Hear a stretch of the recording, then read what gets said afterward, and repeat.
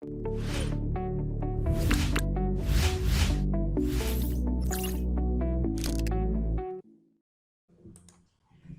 Everyone, welcome to eigen innovation. இந்த வீடியோவில் நீங்கள் பார்க்கக்கூடியது எப்படி நாம் ஒரு பிஐஆர் சென்சாரை யூஸ் பண்ணி நாம் ஒரு மோஷன் டிடெக்ஷன் பண்ணலாம் அப்படிங்கிறது தான்.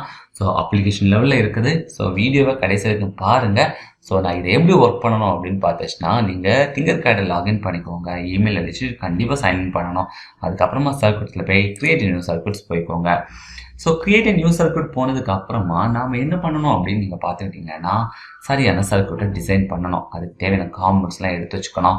ஸோ இன்ஷியலாக நான் ரீநேம் பண்ணிக்கிறேன், PIR application. So PIR application அப்படின்னு நான் நேம் வச்சுட்டேன். இது நமக்கு தேவையான காம்பனன்ட்ஸ். ஸோ கண்டிப்பாக ஆர்டினோ போர்டு தேவை. ஆர்டினோ போர்டுக்கு அப்புறமா பார்த்துக்கிட்டிங்கன்னா ஒரு எல்இடி தேவை, அடுத்தது பஸ்ஸர் தேவை, முக்கியமாக பிஐஆர் சென்சார் தேவை. ஸோ இது பேசிக் அப்படின்னு இருக்குது. அந்த பேசிக்லேயே பிஐஆர் சென்சார் இருக்குது. நான் எடுத்து இங்கே ப்ளேஸ் பண்ணிக்கிறேன். ஸோ நான் தேவையான காம்பனன்ட்ஸை கொஞ்சம் ஜஸ்ட் மூவ் பண்ணி வச்சுக்கிறேன். அதுக்கப்புறமா பஸ்ஸர் எனக்கு தேவையானது இருக்குது. ஸோ பஸ்ஸர் எடுத்து வச்சுக்கிறேன். அதுக்கப்புறமா எல்இடி. ஸோ ஒரு எல்இடியை எடுத்து வச்சுக்கிட்டாச்சு. அந்த எல்இடிக்கு ஒரு ரெசிஸ்டர் தேவை. ஸோ ரெசிஸ்டர் நெகட்டிவ் டெர்மினலை நான் ஜஸ்ட் ப்ளேஸ் பண்ணிக்கிறேன். அந்த ரெசிஸ்டர் 220 ஓமாக நான் மாற்றி வச்சுக்கிறேன். So 220 ohm is okay. So இப்போ வந்து நான் கனெக்ஷன்ஸ் கொடுக்கணும். ஸோ கனெக்ஷன் அப்படின்னு சொல்லும்போது இதோட பின் டீட்டெயில் நீங்கள் பாருங்கள். மொதல் பின் சிக்னல் பின். ஸோ சிக்னல் பின்னை நான் என்ன பண்ண போகிறேன்னா D8 கனெக்ட் பண்ண போகிறேன். ஏன்னா நான் ப்ரோக்ராம் வந்து ஆல்ரெடி நான் கோடிங் எழுதி தான் வச்சுருக்கேன். ஸோ அதை D8 நான் கொடுத்துக்கிறேன். ஓகே, ஸோ D8 ஓகே ஆகிடுச்சு. அதுக்கப்புறமா பார்த்துட்டிங்கன்னா ஃபர்தரான பின் பவர் பின் வந்து 5 வோல்ட்டு. ஸோ 5 வோல்ட் வந்து கண்டிப்பாக நாம் ரெட் கலர் ஒயர் வச்சு கொடுக்குறது நல்லது. ஸோ ஒயரிங் கலரை ரெட்டாக மாற்றிக்கோங்க. அதுக்கப்புறமா பார்த்திங்கன்னா கிரவுண்டு. ஸோ கிரவுண்ட் வந்து black colour wire. So ground இங்கே எடுத்து இந்த மாதிரி நம்ம கிரவுண்டை நம்ம ஃபினிஷ் பண்ணிக்கலாம். ஸோ கிரவுண்டும் முடிச்சாச்சு. இனி பேலன்ஸ் இருக்காது இங்கே. ஸோ பேலன்ஸ் இங்கே பார்த்துட்டிங்கன்னா நம்ம பாசிட்டிவ் பின். ஸோ இந்த பஸ்ஸரோட பாசிட்டிவ் பின்னை நான் என்ன பண்ண போகிறேன் அப்படின்னு பார்த்துட்டிங்கன்னா பின் நம்பர் 10க்கு நான் கொடுத்துக்கிறேன். ஸோ பின் நம்பர் 10 கொடுத்துக்கிறேன். அதோட கலருங்க பார்த்துக்கிட்டிங்கன்னா ஒரு க்ரீன் கொடுத்துக்கிறேன். அண்ட் நெகட்டிவ் டெர்மினல் நான் இதை எடுத்து அப்படியே நேரம் கிரவுண்டு பண்ண போகிறாங்க. ஸோ இங்கே பார்த்தீங்கன்னா கிரவுண்ட் வேர் இருக்குது. ஸோ கிரவுண்ட் வேர் ஓகே. ஸோ அதே மாதிரி இந்த டெர்மினலையும் நான் எடுத்து இதில் கனெக்ட் பண்ணிக்கிறேன். ஏன்னா நெகட்டிவ் சீரியஸாக கொடுத்துக்கலாம். ஸோ இது எல்லாத்தையுமே பிளாக் கலருக்கு நான் மாற்றுறேன்.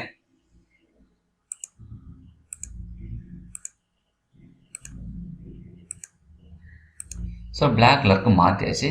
So எல்இடியோட ஆனோட terminal. ஆனோடுக்கு நான் ஒரு ப்ளூ கலர் எடுத்துக்கிட்டு அந்த ப்ளூ கலரை பின் நம்பர் 9 நான் கனெக்ட் பண்ணிக்கிறேங்க. ஸோ 8வது பின் சென்சார், 9வது பின் எல்இடி, 10வது பின் பஸ்ஸர். ஸோ இந்த மெத்தடாலஜியில் நான் சர்க்யூட் கன்ஸ்ட்ரக்ட் பண்ணியிருக்கேன். ஸோ நீங்களும் எப்படி வேணாலும் கன்ஸ்ட்ரக்ட் பண்ணலாம். ஆனால் ப்ரோக்ராம் எழுதும்போது அது ரிலேட்டடாக இருக்கணும். இப்போ கோடிங் வரும். ஸோ கோடிங்கில் நான் டெக்ஸ்ட் எடுத்துக்கிறேன்.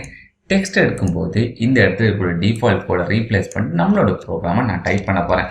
இப்போ டைப்பிங்கு பதிலாக நான் இப்போது டேரெக்டாக ப்ரோக்ராமை காப்பி பேஸ்ட் பண்ணியிருக்கேன். ஸோ இந்த மாதிரி நீங்கள் ப்ரோக்ராமை காப்பி பேஸ்ட் பண்ணாமல் டைப் பண்ணணும். ஆனால் இந்த ப்ரோக்ராமை நீங்கள் எடுக்கணும் அப்படின்னு நினச்சிங்கன்னா டிஸ்கிரிப்ஷனில் லிங்க் தரேன். அங்கே போய் இந்த ப்ரோக்ராம் நீங்கள் டவுன்லோட் பண்ணி நீங்கள் செக் பண்ணிக்கலாம். ஸோ இப்போ வந்து நான் இதை டெஸ்ட் பண்ண போகிறேன். பட் டெஸ்ட் பண்ணதுக்கு முன்னாடி இந்த 3 லைனையும் பார்த்துட்டிங்கன்னா நான் இன்ஷியலைஸ் பண்ணியிருக்கேன். பின் நம்பர் 10ல் தான் பஸ்ஸர் இருக்குது, 8ல் தான் சென்சார் இருக்குது, 9ல் தான் எல்இடி இருக்குது. ஸோ இதெல்லாம் நீங்கள் ஞாபகம் வச்சுக்க வேண்டியது. ஃபர்தரான விஷயங்களும் ரொம்ப சிம்பிளுங்க.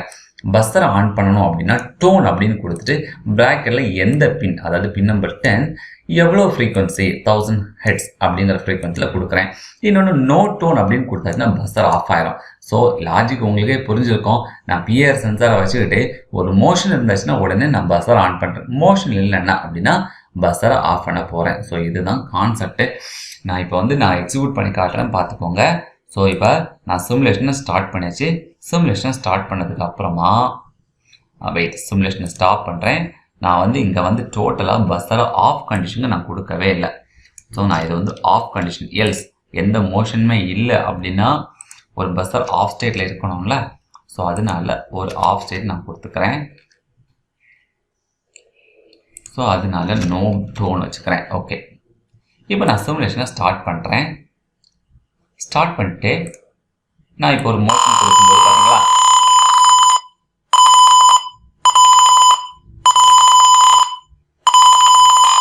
ஸோ ரீசெட் பட்டன், இப்போ ரீசெட் பட்டனை ப்ரெஸ் பண்ணீங்க அப்படின்னா ஆட்டோமேட்டிக்காக வந்து இந்த ப்ராசஸே ஸ்டாப் ஆகுது. இதுதான் நம்மளோட ரீசெட் பட்டன். இதே நேரம் நான் ஒரு மோஷன் கொடுக்குறேன், பஸ்ஸர் ஆன் ஸ்டேட்ல இருக்கும் பார்த்துக்கோங்க.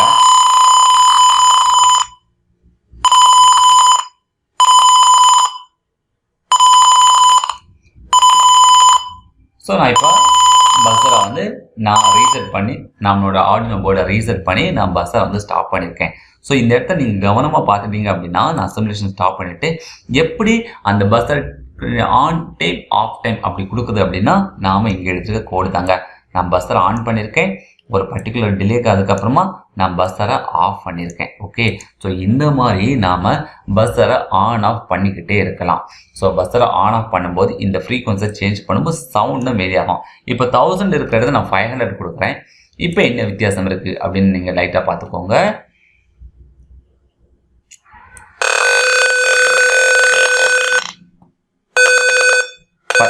பார்த்தீங்களா? ஓகே, ஸோ இந்த மாதிரி நீங்கள் வந்து ஒரு பஸ்ஸரோட டோனோட வேரியேஷனை கூட வச்சுக்கலாம். நீங்கள் வந்து டோனோட வேரியேஷனுக்கு மாற்றணும் அப்படின்னா நீங்கள் இந்த 500, 100, 200 இந்த மாதிரி கூட சேஞ்ச் பண்ணிக்கலாம். இப்போ நான் இன்னொரு சேஞ்ச் கொடுக்குறேன் பார்த்துக்கோங்க. டோன் நோ டோனுக்கு பதிலாக இதை 1000 அதை 500 அப்படின்னு வச்சுக்கிறேன்.